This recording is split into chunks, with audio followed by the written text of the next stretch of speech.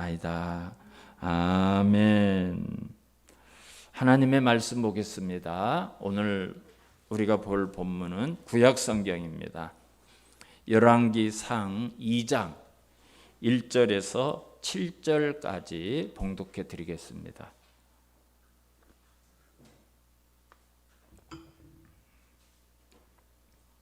9절까지 볼 건데요. 7절까지만 봉독해 드리겠습니다. 다 찾으신 줄 알고 봉독해 드립니다. 다윗이 죽을 날이 임박하매 그의 아들 솔로몬에게 명령하여 이르되 내가 이제 세상 모든 사람이 가는 길로 가게 되었노니 너는 힘써 대장부가 되고 내 하나님 여호와의 명령을 지켜 그 길로 행하여 그 법률과 계명과 율례와 증거를 모세의 율법에 기록한 대로 지키라. 그리하면 내가 무엇을 하든지 어디로 가든지 형통할지라. 여호와께서 내 일에 대하여 말씀하시기를 만일 내 자손들이 그들의 길을 삼가 마음을 다하고 성품을 다하여 진실이 내 앞에서 행하면 이스라엘 왕위에 오를 사람이 내게서 끊어지지 아니하리라 하신 말씀을 확실히 이루게 하시리라. 수루아의 아들 요압이 내게 행한 일 곧 이스라엘 군대의 두 사령관 네리의 아들 아브넬과 에델의 아들 아마사에게 행한 일을 내가 알거니와 그가 그들을 죽여 태평시대에 전쟁의 피를 흘리고 전쟁의 피를 자기의 허리에 띤 띠와 발에 신은 신에 묻혔으니 내 지혜대로 행하여 그의 백발이 평안히 수월에 내려가지 못하게 하라. 마땅히 길르앗 바르실레의 아들들에게 은총을 베풀어 그들이 내 상에서 먹는 자 중에 참여하게 하라. 내가 내 형 압살롬의 낫을 피하여 도망할 때에 그들이 내게 나왔느니라. 아멘. 할렐루야. 5월은 가정의 달입니다. 우리 사랑하는 성도님들의 모든 가정마다 하나님의 은혜가 함께 하시기를 축원합니다. 그리고 오늘이 어린이 주일이에요. 그래서 오늘 우리 어린이들이 많지 않기 때문에 오늘은 가정에 관해서 좀 말씀을 드리려고 합니다. 오늘 본문은 이제 다윗 왕이 하나님 앞에 갈 날이 다 됐어요. 이 세상을 떠날 때가 되었다는 것을 알았어요. 그래서 자신의 아들이 이 다윗의 아들이 20명이 넘습니다. 굉장히 많아요. 정식으로 결혼한 정실 부인의 아들만 20명이 넘고요. 첩과 첩의 아들은 이름 성경에도 안 나와 있어요. 그 많은 아들들 가운데 솔로몬을 이제 후계자로 택하고 그 솔로몬을 앉혀놓고 마지막 유언을 하는 내용이에요. 그래서 사실은 이 내용이 굉장히 많아서 제가 이 말씀을 준비하면서 압축하고 또 압축하고 막 이렇게 줄여서 했지만 정말 정말 중요한 내용만 오늘 이제 전하게 되겠습니다. 이제 우리가 다윗의 유언을 살펴보면서 우리는 우리 자녀들에게 어떤 유산을 남겨주고 나는 정말 우리 아이들에게 한평생 붙들고 살아야 될 어떤 유언의 말을 해야 될 것인가, 그런 것을 이제 함께 생각해 보는 시간을 가지려고 합니다. 먼저 2절을 한번 보시면 내가 이제 세상 모든 사람이 가는 길로 가게 되었노니 너는 힘써 대장부가 되고 그랬어요. 너는 힘써서 대장부가 되라 그랬어요. 여러분, 이것은 다윗이 솔로몬이 보니까 좀 미약하고 연약해서 야, 남자답게 좀 대장부답게 그렇게 인생을 살고 그렇게 왕노릇하라, 그런 뜻이 아니에요. 그것과 전혀 달라요. 여기 대장부가 되라는 말은 이제부터 내가 하는 말, 이 말을 지키면서 살려면 그것보다도 눈에 보이는 것을 의지하고 손에 잡히는 것을 의지할 일이 더 많은데 너는 절대 정말 믿음을 가지고 대장부답게 내가 전하는 이 말을 지키면서 살아라, 이 뜻으로 하는 이야기입니다. 이스라엘 역사를 보면 하나님에 대한 믿음이 없는 왕들은 전쟁이 딱 일어났어요. 강대국이 쳐들어온다는 어떤 정보가 딱 들어왔어요. 그러면 그것을 가지고 하나님 앞에 나와서 기도하고 하나님 앞에 또 맡기고 하나님의 도우심을 구하는 왕들은 별로 없었어요. 대부분 어떻게 했습니까? 어떤 나라를 의지해야 이 전쟁을 이길 수 있을까? 누구를 찾아가서 도움을 요청할까? 애굽으로 갈까? 바벨론으로 갈까? 아수르로 갈까? 아니면 주변에 어떤 나라와 동맹을 맺을까? 언제나 그렇게 세상을 의지했어요. 그러나 하나님이 선지자를 계속 보냈죠. 야, 나를 의지해라. 네가 두려워하는 그들 연기나는 두 부직갱이에 불과해. 나만 바라봐. 근데 대부분의 왕들은 이 보이는 어떤 세상의 힘을 의지했지 보이지 않는 하나님을 의지하지 못했습니다. 그러나 이제 다윗이라든지 히스기야와 같은 믿음의 왕들은 그것을 가지고 하나님 앞에 나갔죠. 하나님 앞에 하나님의 도우심을 구하고 하나님의 은혜로 정말 승리하고 하나님의 역사를 체험하는 그런 일들이 있었어요. 근데 여러분, 그리스도인들도 마찬가지예요. 그리스도인도 마찬가지. 많은 그리스도인들이 어떤 문제가 생겨요. 내 환경에 어떤 장애가 생겨요. 그러면 이걸 누구의 도움을 받을까? 이 문제를 해결하려면 돈이 얼마면 있어야 될까? 여러분, 이런 것부터 생각하는 성도들이 많아요. 그러나 믿음을 가진 성도들은 하나님 앞에 엎드리면서 하나님의 뜻이 무엇입니까? 하나님, 이 문제를 통해서 하나님께서 나에게 말씀하시는 바가 무엇입니까? 하나님과의 관계에서 풀려고 하는 그런 경우가 있죠. 바로 다윗이 솔로몬에게 그걸 얘기하는 겁니다. 대장부답게 지금부터 내가 한 이 모든 말을 믿음으로 붙들고 지키고 그렇게 행하고 그 길로 가라. 그것이 바로 네가 형통하게 되는 길이다. 그런 유언을 했어요. 첫 번째로 다윗이 남긴 유언이 뭔가? 그것을 행하고 그것을 지켜라. 그러면 네가 형통하게 될 것이다 그랬어요. 3절 말씀에 그 내용이 있습니다. 우리 다 같이 3절 한번 읽어보도록 하겠습니다. 3절 말씀 읽습니다. 시작. 내 하나님 여호와의 명령을 지켜 그 길로 행하여 그 법률과 계명과 율례와 증거를 모세의 율법에 기록한 대로 지켜라. 그리하면 내가 무엇을 하든지 어디로 가든지 형통할지라. 아멘. 여기 여호와의 명령, 그 법률, 계명, 율례, 증거, 모세의 율법 6가지를 말했지만요, 하나예요. 하나님의 말씀을 이렇게 다양하게 표현을 한 겁니다. 근데 솔로몬이 가야 될 길이 뭔가? 하나님이 말씀하신 그 길로 가고 그것을 지킬 때 네가 진짜 형통할 수가 있다. 여러분, 이것을 첫 번째 유언으로 솔로몬에게 남겼어요. 모세의 율법에 기록한 대로 지키라. 그리하면, 말씀한 대로 행하고 그대로 지키면, 그리하면 내가 무엇을 하든지 어디로 가든지 형통할지라. 무엇을 하고 어디로 가는 이 2가지 단어 안에 여러분, 인간의 역사가 다 담겨 있어요. 우리 인생의 역사도, 인생의 생애도 무엇을 하고 어디로 간 거예요. 근데 그것을 형통하게 하는 방법이 뭔가? 말씀을 지키는, 그 말씀을 따라가는 거예요. 여러분, 이 오늘 다윗이 솔로몬에게 한 이 말씀은 성경에 다윗이 솔로몬에게 처음 한 게 아니에요. 이미 하나님께서 이런 말씀을 하셨어요. 이스라엘 백성이 40년 동안 광야를 방황하다 드디어 가나안으로 들어가게 되죠. 벅찬 감격의 막 순간이에요. 이제 드디어 40년 동안 간다 그렇게 얘기했던 가나안에 들어간다. 그런데 지도자인 모세가 죽어버려요. 모세가 죽어요. 망연자실해. 모두가 모세를 통해서 가나안까지 들어갈 줄 알았는데 모세가 죽었어요. 하나님이 그때 여호수아를 불러요. 여호수아야, 내 종 모세가 죽었으니 이제 너는 이 백성들과 더불어 일어나서 이 요단강을 건너서 내가 이스라엘 자손에게 주는 그 땅으로 가라, 이 명령을 하셔요. 요새 여호수아가 어려요.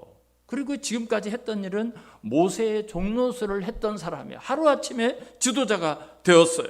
얼마나 두렵고 얼마나 떨리겠어요. 여러분, 여호수아가 무슨 특별히 우리보다 키가 크고 힘이 세고 특별한 신통한 능력이 있고 그런 게 아니에요. 그냥 보통 사람이에요. 모세의 종이었어요. 모세의 하인이었어요. 얼마나 두렵고 떨리겠어요. 아마 이스라엘 백성들도 여호수아가 별로 믿었지 않았을 거예요. 그래서 여호수아서 1장을 보면 하나님께서 계속해서 모세에게 반복하고 또 반복하는 말씀이 있어요. 6절을 보면 강하고 담대하라. 7절을 보면 오직 강하고 극히 담대하라. 9절에서도 강하고 담대하라. 두려워하지 말며 놀라지 말라. 근데 여러분, 하나님이 강하고 담대하라, 강하고 담대한다고 저절로 우리가 강하고 담대해질 수가 있습니까? 근거가 있어야죠. 어떤 근거가, 강하고 담대할 만한 어떤 근거가 있어야 되죠. 그 말씀을 하나님이 주셔요. 여호수아서 1장 8절을 보면 하나님께서 한 가지 처방을 주셔요. 어떻게 하면 강하고 담대할 수가 있는가 처방을 주십니다. 그 처방이 어떤 건가 하면,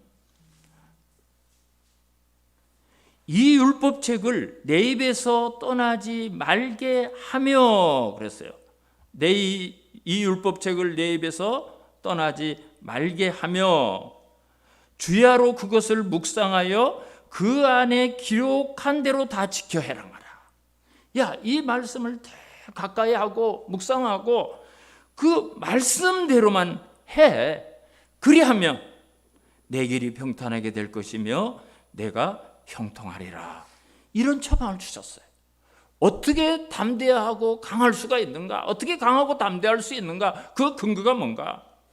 내가 준 말씀, 그것을 늘 묵상하고 그 길로만 가. 그러면 네가 형통할 수 있어. 여러분, 이 말씀이 바로 다윗이 솔로몬에게 했던 3절의 말씀과 똑같은 내용이에요. 그게 말이 바로 그거예요. 이 율법책에 기록한 것을 지켜 행하라. 그리하면 내 길이 평탄하게 될 것이다. 내가 형통하리라. 바로 이 이야기가 여호수아에게 했던 하나님의 말씀과 똑같은 거예요. 적이 침략하고 전쟁을 하게 되고 국가에 어떤 위기가 왔을 때 문제만 보고 상황만 볼 것이 아니라 두려워하지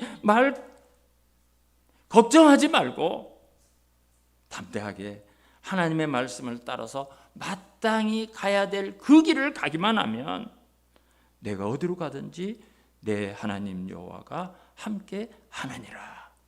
여기에 인생의 답이 있다는 겁니다. 여러분, 우리 인생의 답도 바로 여기에 있는 거예요. 여기에 있는 거예요.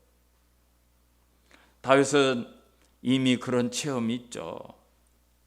이미 그런 체험이 너무나 많아요. 그래서 오늘 솔로몬에게 자신 있게 이야기를 하는 거예요. 내가 사망의 음침한 골짜기로 다닐지라도 해를 두려워하지 않을 것은 주의 지팡이와 막대기가 나를 안위하시나이다. 그게 거저 나오는 그런 노래가 아니에요. 그런 체험을 했어요. 그런 사망의 음침한 골짜기에 들어갔을 때가 한두 번이 아니었습니다. 정말 많은 사람이 다윗을 해치려고 하는 그런 상황이 한두 번이 아니었습니다. 그럼에도 불구하고 하나님만 의지했더니 주님의 지팡이와 주님의 막대기가 언제나 다윗과 함께 하더라는 거죠.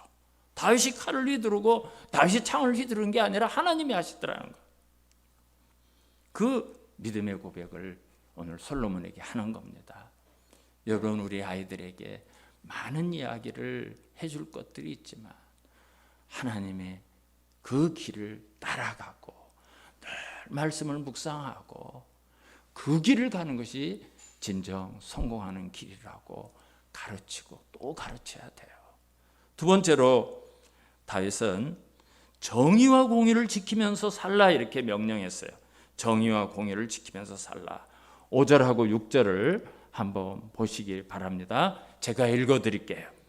수르야의 아들 요압이 내게 행한 일 곧 이스라엘 군대의 두 사령관 네리의 아들 아브넬과 예델의 아들 아마사에게 행한 일을 내가 알거니와 그가 그들을 죽여 태평시대의 전쟁에 피를 흘리고 전쟁의 피를 자기의 허리에 띤 띠와 발에 씌는 흰에 묻혔으니 내 지혜대로 행하여 그의 백발의 평안이 수월에 내려가지 못하게 하라.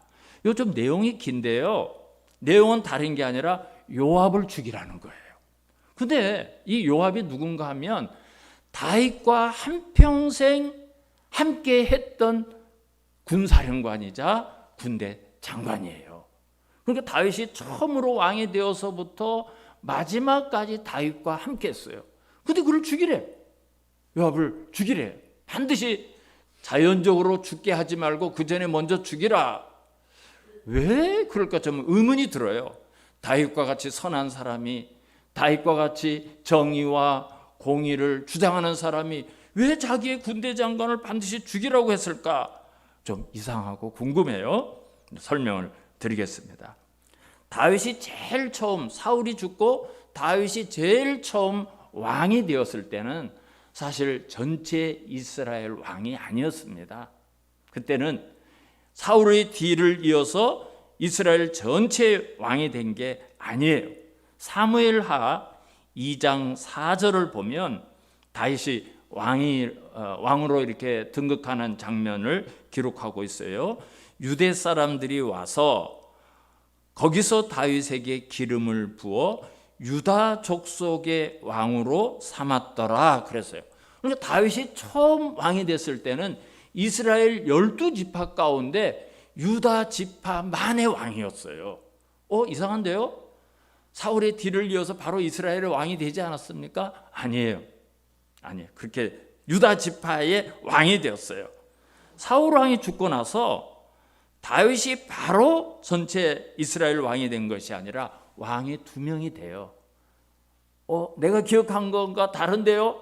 성경을 제가 읽어드릴게요. 성경을 읽어드리겠습니다. 사무엘하 2장 8절과 9절을 제가 읽어드리겠습니다. 사울의 군사령관, 사울이 죽었어요. 사울이 죽자마자 사울의 군사령관 네리의 아들 아브넬이 이미 사울의 아들 이스보셋을 데리고 마하나임으로 건너가 길르앗과 아슬과 이스라엘과 에브라임과 베냐민과 온 이스라엘의 왕으로 삼았더라. 그러니까 그 사울의 군대 장관 아브넬이 얼른 죽은 사울의 아들 이스보셋을 데리고 이스라엘의 왕으로 삼은 거예요. 유다 지파만 빠져서 유다 지파의 왕으로만 다윗이 왕이 된 거예요. 그래서 이 두 나라가 2년 동안 전쟁을 하게 됩니다. 정말 많은 사람이 죽어요.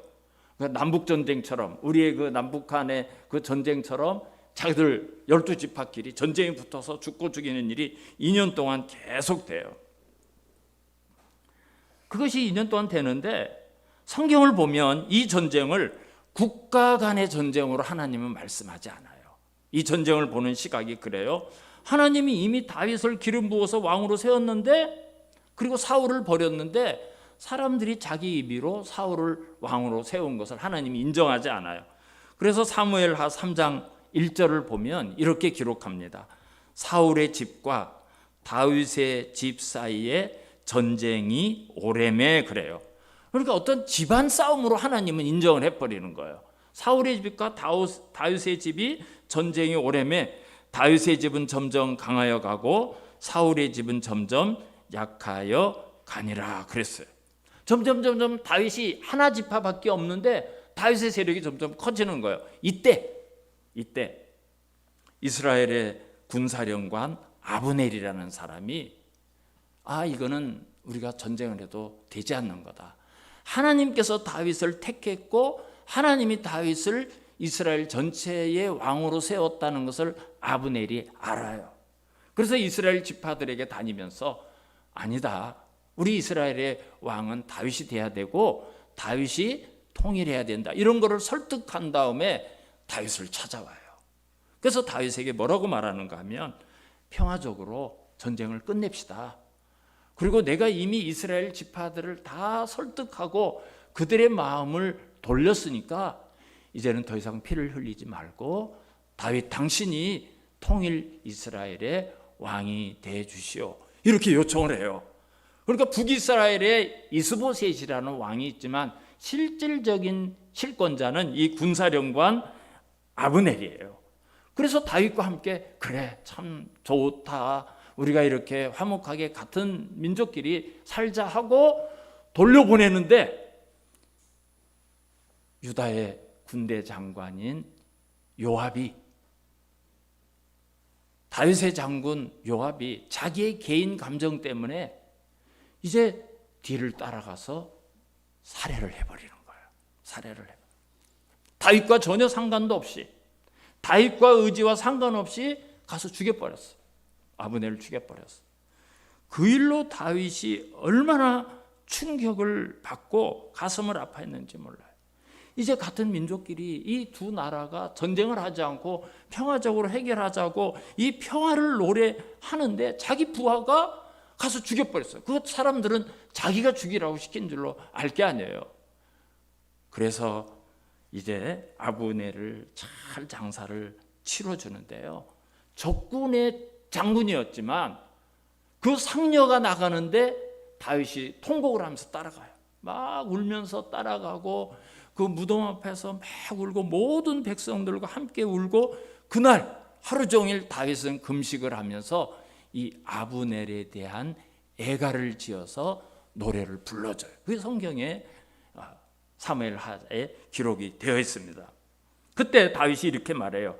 사무엘하 3장 39절을 보면 내가 기름 부음을 받은 왕이 되었으나 오늘 약하여서 수루야의 아들인 요압 장군이 수루야의 아들이에요.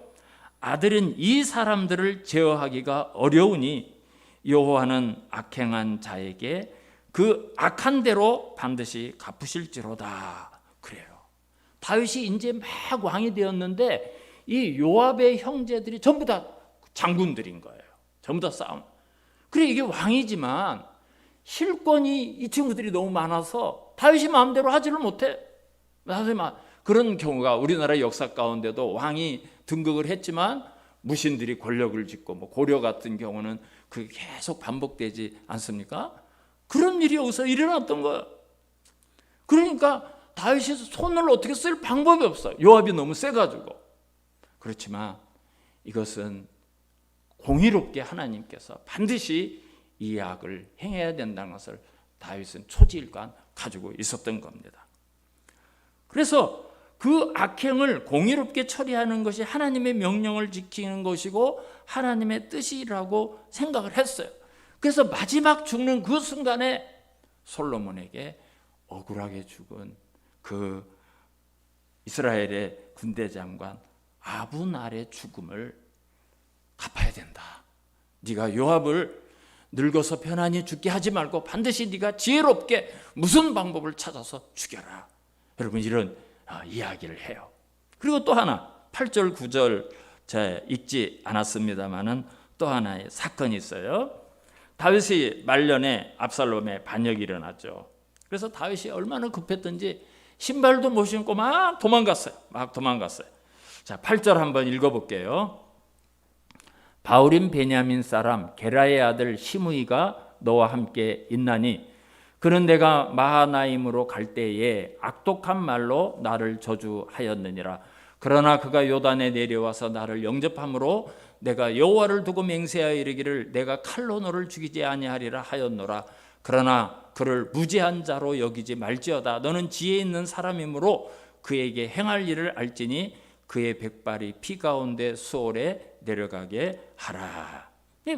다윗이 너무나 급해서 신발도 못 신고 도망을 가요. 성경을 보면 머리를 막 풀어 헤치고 다 죽었다.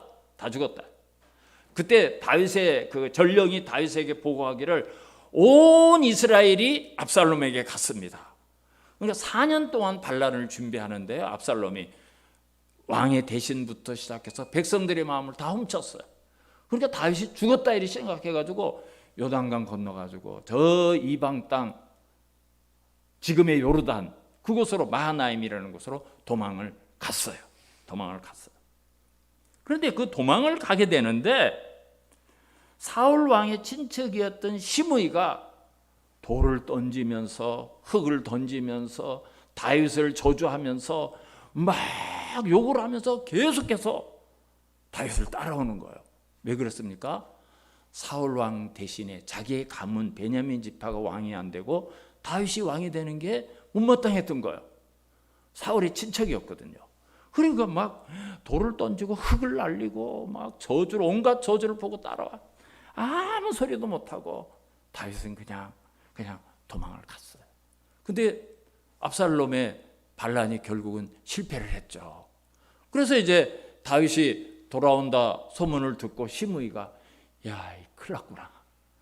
나 다윗은 내가 반드시 죽을 줄 알았는데 압살롬이 성공할 줄 알았는데 저 인간이 살아오네. 나 이제 죽었네. 그래가지고 어떻게 작전을 꾸미는가 하면 베냐민 지파 1000명을 모읍니다. 그래서 1000명과 그리고 옛날 사울의 신하들을 대동하고 요단강으로 다윗을 영접하러 가요. 여러분 머리가 참 좋은 사람이죠. 그러니까 베냐민 지파 1000명이 쫙 도열해서 그리고 옛날 사울의 신하들이 쫙 도열해서 다윗을 맞이하면서 시므이가 사죄를 하는 거예요. 왕이여, 그때는 제가 좀 미쳤나 봅니다. 용서해 주십시오. 잘못했습니다. 왕을 잘 섬기겠습니다. 그래서 다윗이 이 베냐민 지파를 무시할 수 없거든요. 베냐민 지파인 사울 대신에 자기가 왕이 되어서 베냐민 지파 모든 사람들은 불만이에요. 그래서 너를 내가 죽이지는 않겠다. 내 때에 너는 죽이지 않겠다. 그 약속을 했던 거예요. 근데 오늘 다윗이 이제 하나님 앞으로 가면서 사울에게 이 시므이를 반드시 죽이라는 이야기를 해요. 여러분 이걸 오해하시면 안 돼요. 야, 다윗이 째째하다. 뭐 그 옛날 일을 가지고 지금 죽는 마당에 그거 원수를 갚으라. 그거는 다윗이 자기 개인에게 한 저주와 모욕이 아니라 하나님을 대적하고 하나님의 기름 부음 받은 자에 대한 도전과 대적은 하나님에게 대적한 걸로 인정을 한 거예요. 다윗은 늘 그런 생각을 가졌기 때문에 사울을 죽일 수 있는 기회가 수없이 있지만 사울을 절대 안 죽였죠. 하나님의 기름 부은 사람을 내가 죽일 수 없다. 왜 그런가 하면 출애굽기와 레위기에 하나님을 저주하거나 하나님을 대신하는 부모나 왕에 대해서 저주하는 자는 반드시 죽이라고 했거든요. 다윗은 그걸 지킨 거예요. 그래서 사울을 죽일 수 있어도 자기가 억울하게 추격을 당해도 사울을 안 죽였어요. 근데 시므이가 이제 다윗이 끝났다고 생각하고 막 형편없는 저주를 하고 욕을 하고 그거는 하나님에 대해서 대적한 걸로 인정한 거예요. 공의로 본 거예요. 공의로. 그래서 다윗은 솔로몬에게 시므이를 죽여서 하나님의 공의를 이루라고 명령을 한 겁니다. 세 번째 다윗의 유언은 은혜를 잊지 말라 이 얘기를 해요. 은혜를 잊지 말라. 7절 말씀을 우리 한번 보겠습니다. 마땅히 길르앗 바르실레의 아들들에게 은총을 베풀어 그들이 내 상에서 먹는 자 중에 참여하게 하라. 내가 내 형 압살롬의 낫을 피하여 도망할 때 그들이 내게 나왔느니라 그랬어요. 도대체 무슨 일이 있었는가? 여러분 사람은 섭섭한 거는 참 오래 가요. 이 가슴에서 안 잊어버려요. 근데 은혜 받은 거는요 얼마나 빨리 잃어버리는지 몰라요. 안 그렇습니까? 안 그렇던가요? 옛말에 날샌 은혜 없다 그랬어요. 날샌 은혜 없다. 이 말 무슨 말인가 하면 밤새도록 은혜를 기억하지 않는다는 거예요. 내일 되면 그 은혜를 잃어버린다. 우리는 그런다는 거예요. 그리고 또 가장 가르치기 어려운 산수 문제가 받은 은혜를 헤아리는 것이다 그랬어요. 가장 가르치기 어려운 문제가 야, 너 은혜 받은 게 몇 번이야? 저 사람이 너에게 은혜를 몇 번 베풀어 줬어. 그 계산을 못 한다는 거예요. 그게 가장 어려운 산수 문제예요. 왜? 잃어버리니까. 내가 몇 번 은혜를 받았는지 그걸 우리 쉽게 잃어버리는 거예요. 근데 오늘 다윗은 이제 마지막 숨을 거두면서 야, 이 은혜 반드시 너 갚아야 돼. 그 자식에게까지 갚어. 그렇게 이야기해요. 도대체 무슨 일이 있었는가? 오늘 7절 말씀을 보면 길르앗에 사는 바르실레 아들들에게 은총을 베풀고 그들이 왕의 식사상에서 함께 먹을 수 있도록 해라. 그렇게 얘기했어요. 근데 여러분, 그 바르실레의 아들들에게 은총을 베풀라 했는데 이 은총이라고 번역한 이 말이 헤세드라는 말이에요. 근데 이 헤세드라는 말은요, 성경에서 하나님이 우리에게 베풀어 주시는 경우에 사용되는 단어예요. 그래서 시편을 보면 헤세드가 계속 나와요. 하나님이 우리에게 베풀어 주신 은혜, 하나님이 우리에게 베풀어 주신 사랑, 하나님이 우리에게 베풀어 주신 자비하심, 긍휼하심, 그게 헤세드예요. 근데 오늘 다윗이 솔로몬에게 야, 너는 바르실레의 아들들에게, 바르실레는 죽었어요. 바르실레의 아들들에게 은총을 베풀고 왕의 식탁에서 같이 밥을 먹어라. 그러니까 왕족 대우를 해주라는 거예요. 도대체 무슨 일이 있었는가? 압살롬의 반역이 일어나서 이제 다윗이 도망가는데 요단강을 건너서 이방 땅까지 도망가요. 너무나 무서워가지고 그 지금의 요르단하고 그 이라크하고 국경 지점까지 막 도망을 가요. 거기가 이제 길르앗이라는 곳이에요. 길르앗이라는 곳으로 도망을 가요. 근데 사무엘하 17장 27절을 보면 길르앗 사람 바르실레가 찾아왔다 이랬어요. 읽어드릴게요. 좀 읽어드리겠습니다. 다윗이 마하나임에 이르렀을 때 암몬 족속에 속한 라빠 사람 나하스의 아들 소바와 로데발 사람 암미엘의 아들 마길과 로글람 길리앗 사람 바르실레가 여기 등장하는 사람은 전부 이스라엘 사람이 아니에요. 지금의 요르단 그 길리앗 사람이고 그 옆에 암몬 사람들이에요. 그런데 이방 사람들이 다윗을 찾아왔어요. 왜 찾아왔는가? 사무엘하 17장 28절을 29절, 28절 두 절을 제가 한번 읽어드릴게요. 찾아온 이유가 여기에 있었어요.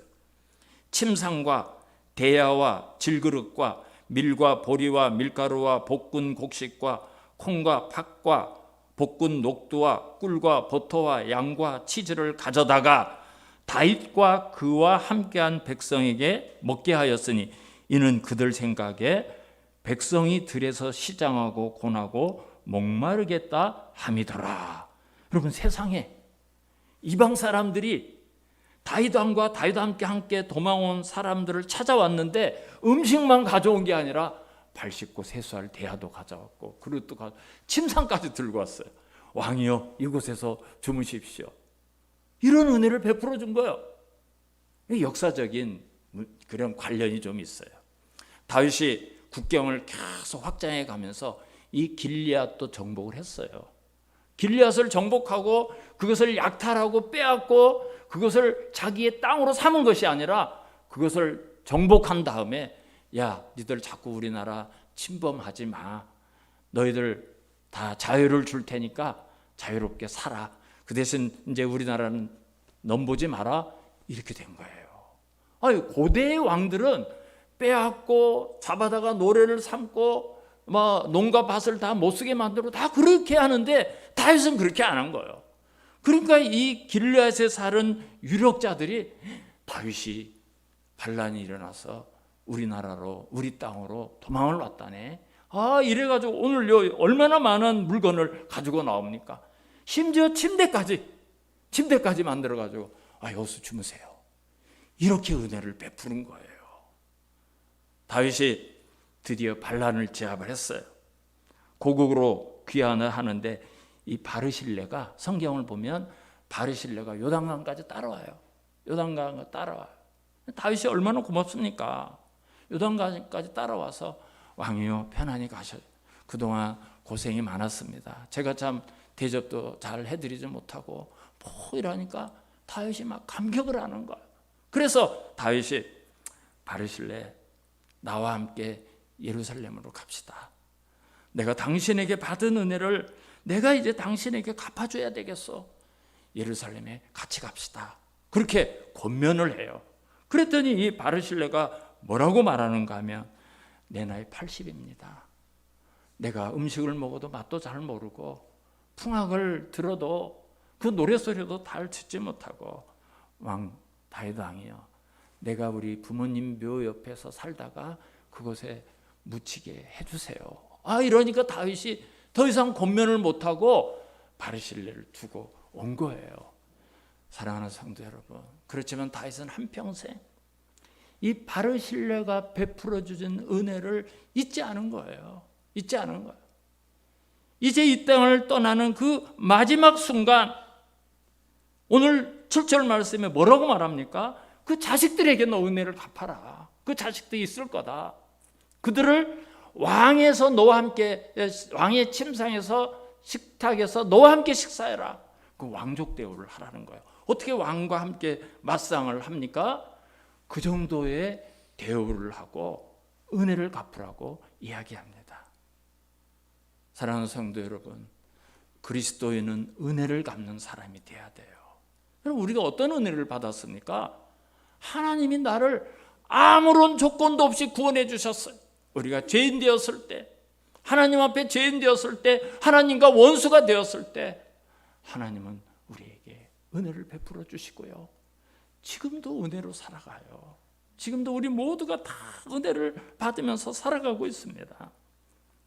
은혜 갚는 것이 그리스도인의 정신입니다. 그리고 하나님은 많은 곳에서 우리가 가난하고 약한 자들에게 은혜를 베풀고 계속해서 은혜 베풀라는 말씀을 계속하고 있어요. 우리가 하나님으로부터 헤아릴 수 없는, 계산할 수 없는 은혜를 받고 살았다면 우리도 그렇게 은혜를 베풀면서 살아야 돼요. 그런데 우리가 사람들에게 은혜 베푼 것, 지극히 작은 것 하나하나를 하나님은 다 기억하시고 마지막 날 우리에게 다 갚아주셔요. 여러분, 그게 마태복음 25장에 나오잖아요. 야, 내가 나 목마를 때 마실 것을 줬고 배고플 때 먹을 것을 줬고, 아이고 주님, 내가 주님을 뵌 일도 없는데 그게 뭔 말입니까? 여기 지극히 작은 내 형제에게 한 것이 곧 나에게 한 거다. 그리고는 상급을 주잖아요. 그리고는 보상을 해주잖아요. 하나님이 그걸 다 보상해 주시잖아요. 내 아버지께 복받을 자들이여, 나와 창세로부터 너희를 위하여 예비된 나라를 상속받아라. 그것 때문에 우리가 상속자가 돼요. 상속을 받아요. 그리고 오늘 다윗의 유언에는 십자가가 있습니다. 오늘 다윗은 공의를 이루라, 반드시 죄값을 치르게 하라, 은혜를 갚아라, 사랑을 베풀어라, 이 두 가지를 이야기했어요. 십자가가 그거예요. 십자가가 무엇입니까? 형벌을 받는 거예요. 거기는 내가 달려서 내 죄값으로 죽어야 되는 자리가 십자가예요. 그러나 하나님의 한량없는 은혜가, 감당할 수 없는 주님의 그 크신 사랑이 내가 달려야 될 그 자리에 내 대신 예수 그리스도를 대신 걸어놓고 죄값을 치르고 죽게 하셔요. 그래서 십자가는 하나님의 준엄한 공의와 하나님의 거룩한 공의와 하나님의 한량없는 사랑이 함께 이루어져서 만나서 포옹하고 입맞춤하는 게 바로 십자가예요. 오늘 다윗의 유언은 이 십자가를 이야기하고 있습니다. 다윗은 솔로몬에게 이제 네가 왕으로서 공의를 지켜라, 그리고 은혜를 베풀어 살라, 이렇게 말하고 있습니다. 사랑하는 성도 여러분, 우리가 아이들에게 어떤 가르침을 하고 있습니까? 야, 뭐로 가도 서울만 가면 돼. 꽝 잡는 게 매야. 아이들에게 수단과 방법을 가리지 말고 성공하라, 그걸 인생의 유산으로 남기시면 안 됩니다. 우리가 뉴스를 통해서 천문학적 재산을 가진 재벌 3세가 또 26조의 유산을 상속을 받는다는 뉴스를 봤어요. 근데 그분이 지금 어디에 있죠? 감옥에 있어요. 그리고 지금 몇 개의 재판을 계속 받고 있어요. 가치를 어디다 두느냐, 가치를 어디다.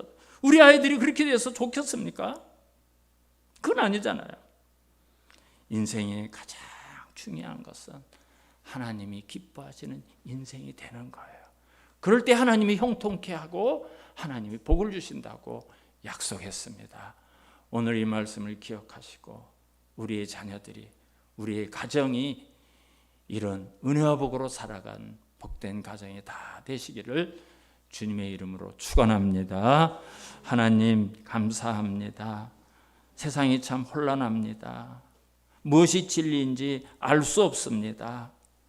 잘못된 진리가 판을 치는 이 세상에서 오직 주님의 말씀 따라서 그 말씀을 지키면서 그 길로 갈 수 있는 우리들의 자녀들이 되게 하시고 하나님이 형통케 하는 은혜로 살아가는 우리들의 가정들이 되게 하여 주시옵소서.